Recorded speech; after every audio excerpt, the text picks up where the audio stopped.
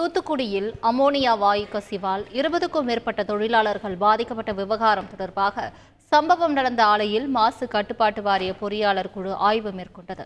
கூடுதல் தகவலை செய்தியாளர் விஜயகாந்த் வழங்க கேட்கலாம். விஜயகாந்த், வணக்கம். தற்பொழுது தூத்துக்குடியில் அமோனியா வாயு கசிவு ஏற்பட்டு 20க்கும் மேற்பட்ட தொழிலாளர்கள் பாதிக்கப்பட்டுள்ளனர்.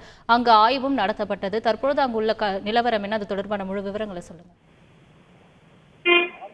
வணக்கம் மேடம். அதாவது தூத்துக்குடியில் மீன்களை பதப்படுத்தி வெளிநாடுகளுக்கு ஏற்றுமதி செய்யும் ஆலையான நிலாசி புட்ஸ் என்ற ஆலை தூத்துக்குடி அருகே உள்ள புதூர் பாண்டியபுரம் பகுதியில் இயங்கி வருகிறது. இங்கு உள்ளூர் மட்டுமின்றி வெளி மாநிலங்களை சேர்ந்த சுமார் 500க்கும் மேற்பட்ட தொழிலாளர்கள் இங்கு பணியில் ஈடுபட்டுள்ளனர். குறிப்பாக இந்த வெளி மாநில தொழிலாளர்கள் அதிகமாக ஈடுபட்டுள்ளனர். இவர்கள் இந்த பணிக்காக இங்கு தங்கியிருந்து பணியாற்றி வருகின்றனர். இந்த நிலையில் இந்த ஆலையில் நேற்று இரவு பணியில் இருந்த சுமார் ஒரு 20க்கும் மேற்பட்ட தொழிலாளர்கள் இங்கு, அதாவது அந்த ஆலையில் ஏற்பட்ட மின் கசிவு காரணமாக அந்த ஆலையில் இருந்த அமோனியா கேஸ் கசிவு ஏற்பட்டது. இதனால் அந்த ஆலையில் நேற்று இரவு பணியில் இருந்த சுமார் ஒரு 30க்கும் மேற்பட்ட தொழிலாளர்கள் அந்த மூச்சு திணறல் போன்று ஏற்பட்டது. இதனால் அவர்கள் மயக்கமடைந்து அந்த பணிபுரியும் இடத்திலே மயங்கி விழுந்தனர். இதனால் உடனடியாக அங்கு இருந்தவர்கள் சக தொழிலாளர்கள் மீட்டு அவர்களை உடனடியாக தூத்துக்குடியில் உள்ள 3 தனியார் மருத்துவமனையில் சிகிச்சைக்காக அனுமதித்தனர். நேற்று இரவு முதல் தற்போது வரை அவங்களுக்கு 3 தனியார் மருத்துவமனையில் சிகிச்சை அளிக்கப்பட்டு வருகின்றது.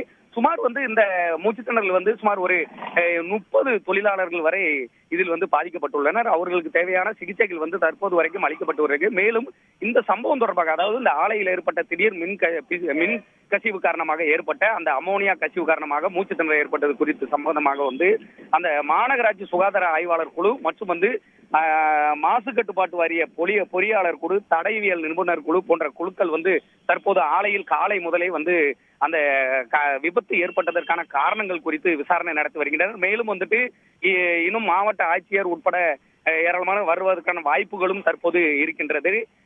தற்போது வரை இந்த ஆய்வானது தொடர்ந்து காலை முதல் நடைபெற்று வருகிறது. மேலும் அந்த ஆலையை சுற்றி போலீஸ் பாதுகாப்பும் போடப்பட்டு உள்ளது. இந்த திடீர் விபத்து காரணமாக இந்த பகுதியே ஒரு பரபரப்பான சூழ்நிலையில் தற்போது ஏற்பட்டுள்ளது. விரிவான தகவல்களுக்கு நன்றி விஜயகாந்த். செய்திகளை உடனுக்குடன் தெரிந்து கொள்ள உடனே சப்ஸ்கிரைப் பண்ணுங்க.